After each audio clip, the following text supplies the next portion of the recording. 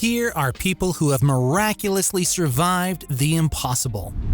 The images you see here were recorded by the surveillance camera of a parking lot in the district of Al Raqqa in the city of Al Khobar in Saudi Arabia on October 18, 2020. The man was walking down the stairs to reach his car, which was parked on the lower level of the parking lot, when suddenly a huge landslide occurred and the ground under his feet literally crumbled and collapsed, taking a whole row of other cars with it. The man who was busy talking on the phone was fortunately not caught in the void and miraculously survived, as the only part that had not slipped away was the one he was standing on. To save himself, the man tried to climb back up the stairs but realized that a huge hole had formed in the front of him, preventing him from getting out. Finally, he came out of this disaster without a single scratch, which is incredible considering the damage that was caused by the collapse. The scene is breathtaking. To those who say lightning never strikes twice, Casey Wagner will tell you otherwise. On October 28, 2013, this man who practices as a clown experienced a real tragedy. While on his way with a friend to Rednecks with Paychecks, an annual event held in St. Joe, Texas, large clouds took over the sky. At one point, he stopped at his friend's request because his friend had a pressing need. So he decides to wait for him. But for fear of being hit by the rain, Casey Wagner mechanically takes refuge under a tree, waiting for his friend to come back. When suddenly, caught off guard, he sees sparks bursting from the trunk of the tree under which he was standing. A few fractions of a second later, the tree was electrocuted, and then it was Wagner's turn to be electrocuted twice. The lightning struck his boot, went up his leg and through his body, and then his left arm. He felt as if his thumb had been torn off. He screamed and collapsed to the ground, paralyzed with pain. Moments later, a nurse rushed to his aid while waiting for the ambulance crew to come and save him. She tried to give him first aid, help him breathe, and try to calm him down. Casey Wagner was miraculously saved from the double electrocution after being admitted to the hospital. He escaped with minor injuries, tingling that would fade over the next few days, and sore muscles that needed rest. Even the doctors didn't believe it. They told him he was a real miracle worker since no one survived such an accident. As a matter of fact, Wagner's mother had always told him never to go under a tree when he was a child, but he never thought that one day it would happen to him. Casey Wagner now considers himself very lucky to have a second life. These dramatic images are from the car of South African soccer great Rui Mahumutsa. While driving on a wet road near Marlborough, Johannesburg, the South African defender lost control of his BMW 3 Series and ended up on the side of the road. But that's not the worst of it. The vehicle was impaled on a guardrail after the crash. The iron bar pierced the back of the car and penetrated it and came out through the windshield. Normally, such an accident is fatal for the driver, but Mahumutsa miraculously escaped with only a small scratch. Everyone was shocked. The South African international was taken to Morningside Hospital but was released within hours after undergoing medical examinations. The images are hardly believable. In March 2015, Victoria Cilliers, 42-year-old, wife and mother of 2 young children, wanted to skydive as she used to do because she was a great enthusiast. But while jumping, the woman realized that both her parachute and the reserve parachute had been sabotaged. The culprit? Her beloved husband, Emil Cilliers, who wanted to end it all and start a new life with his lover. The woman had a vertiginous fall of 1,200 meters, but the most incredible thing is that she miraculously escaped with injuries to her spine, leg, and ribs.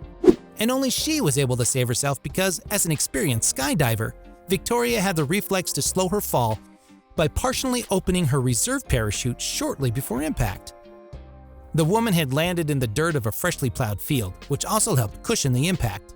After the investigation, it turned out that Emil Cilliers, her husband, had sabotaged her parachute in the airfield toilet before she jumped, as it was proven that only deliberate human intervention could have caused the failure of both the main and the reserve canopy. This hang gliding instructor had to assist a man during his flight. He thought of securing his client to the hang glider but forgot to secure himself. The mistake is human, and it was not until he left the ground that he realized it. He had to hold on to his client to avoid falling to the ground, as the fall would have been fatal for sure. It is true that he could have let go the first few meters from the ground, but he couldn't let the man drive the hang glider alone since he didn't know how. He remained clinging throughout the flight, suspended at several hundred meters, while nothing held him but the strength of his arms.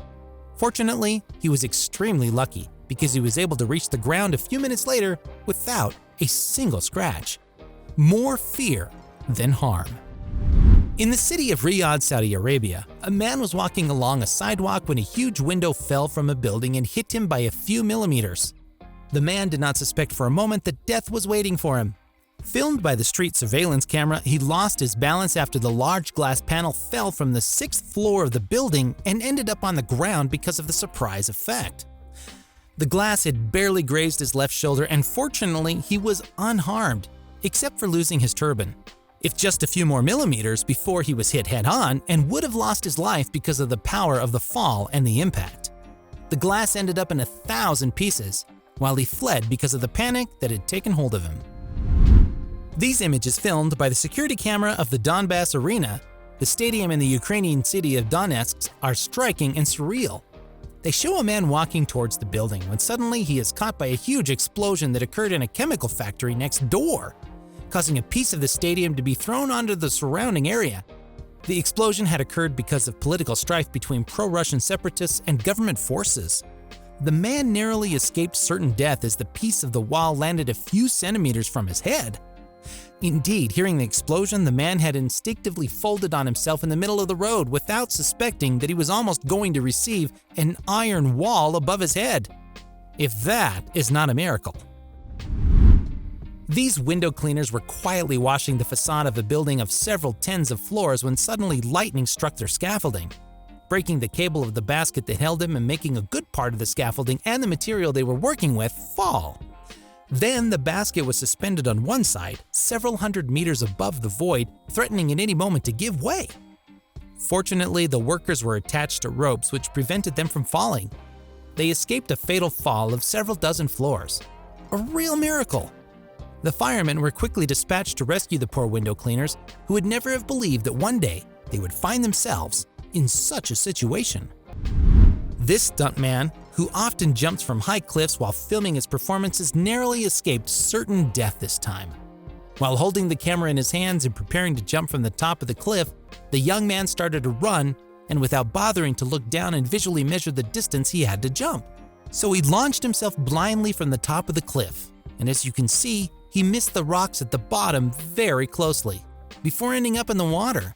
He was very careless, but above all, very lucky, because he could very well have ended up crushed on the rocks. The surveillance camera of a London street in England recorded an incredible catastrophe, or at least it could have been more catastrophic. Here, a passerby was walking leisurely along a sidewalk in Stoke Newington High Street in the east of the capital. At one point, he passed under a building, and as soon as he passed it by a few centimeters, it started to collapse and a huge brick wall fell violently on the sidewalk. The man narrowly missed being crushed by the huge pile of rocks. Otherwise, he would have been killed for sure. It is as if the building was only waiting for him to pass by so that he could collapse like a house of cards. Eben Byers was an American industrialist, and his story is amazing. From a young age, Byers loved sports and was a very talented athlete in the sport of golf. He won several gold championships in the early 1900s before his father appointed him president of the Girard Iron Company. One day in 1927, while Byers was in the middle of a match, he stumbled and injured his arm. It was only a scratch, but a scratch that hurt so much that to ease the pain as quickly as possible, his doctor prescribed Radithor, a radioactive remedy patented in the United States, intended to treat nearly 150 illnesses, mainly severe fatigue and sexual impotence. Byers initially followed the prescription to the letter, not exceeding his daily dose, until one day he decided to extend his treatment because he said he felt good taking it. He started taking a whole bottle a day, then 2, then 3. In 1931, Eben Byers began to feel his jaw drop. This was an effect of the heavy consumption of radioactive water, as it had caused his tissues and bones to break down. Byers had not seen this coming, as he felt no pain as his nerves had also been affected, or rather melted, by the substance. Eben Byers was somehow saved after doctors removed the rotting tissue from his face and rebuilt a new jaw, making him less disfigured. Byers had consumed a total of 1,400 bottles since his fall. But even though he had stopped consuming them, his tissues and organs continued their disintegration process. Byers died in 1932 from a brain abscess at the age of 51. He was saved for a few months, but his body could not withstand the radioactivity. Byers was buried in a lead coffin, and in 1965 his body was exhumed for scientific purposes, and at that time his remains were still extremely radioactive. Now tell us in the comments what you think of this incredible footage. And don't forget to subscribe and click here to watch another of our videos.